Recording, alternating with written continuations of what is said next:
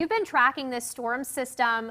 What are the next couple of days going to look like for people that live in Florida? Oh, for Florida, I mean, in the next 24 hours, I mean, they're still in preparation mode. And then from 24 to 48 hours, it looks like that'll be the point that at least the southwest coast of Florida will be feeling the impacts of Hurricane Ian. And this is going to be a slow moving hurricane. So it's going to take a while for it to work through Florida, then eventually into the southeast once we get into this upcoming weekend. This is what Ian looks like right now on satellite imagery, and radar is overlaying that as well. And you can see where the eye of this storm is, located a little bit south of the western tip of Cuba. You can see it right in there. And it looks like here in the last few images of satellite imagery, we may be seeing more of a well-defined eye beginning to pop out. Looking at the latest conditions in the last advisory, pressures have dropped substantially. I think we were at 972 in the 4 o'clock update, and then at the 7 o'clock update, pressures were down to 965 millibars. So that's a sign that the storm is deepening, and winds will likely catch up with that.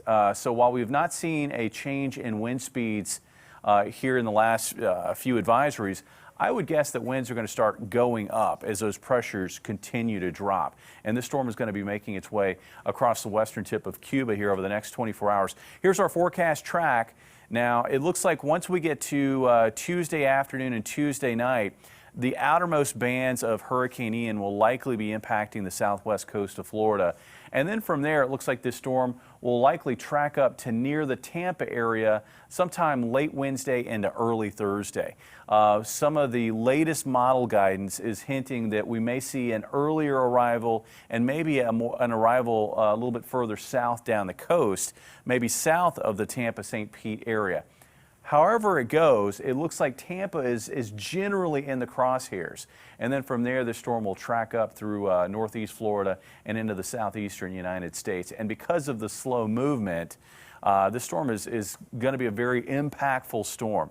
All of the things that you heard earlier in the story are going to happen. They're going to have heavy rain. They're going to have strong winds. They're going to have to deal with tornadoes.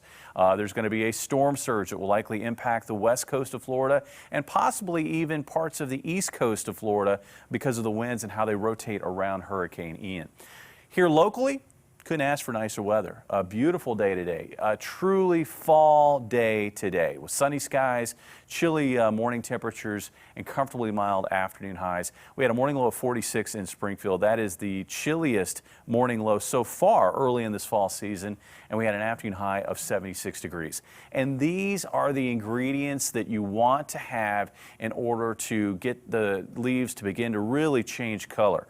We're seeing some of that on a limited level, but I think with this kind of pattern, we're really going to see trees get triggered into really changing color. You want to see chilly nights, mild sunny days. Things that can work against fall color, not so much work against the fall color, but maybe ruin the amount of peak fall color that you see would be big storms or an early freeze. I don't see that happening anytime soon. As far as when you should expect fall color in the area or the peak in fall color, late October into early November. We've got a beautiful forecast. Overnight tonight, we'll have that fall feel. Watch this area high pressure as it glides down to the south. By tomorrow, it looks like winds will be more out of the west to west-northwest. So some warmer air getting into southwest Missouri and northwest Arkansas. Otherwise, tomorrow is going to be a carbon copy of today. It is going to be bright from start to finish. Morning lows in the upper 40s and afternoon highs ranging from the mid-70s in the Raleigh area to low 80s down toward Cassville. Here in Springfield, expecting a high of about 80 degrees. And then we'll have that reinforcement of fall air coming in behind a backdoor front that will move through Tuesday night. Looks like highs in the 70s the rest of the week, lows in the 40s, and a bit of a warming trend. We'll find that developing over the weekend. Sarah? All right, thanks.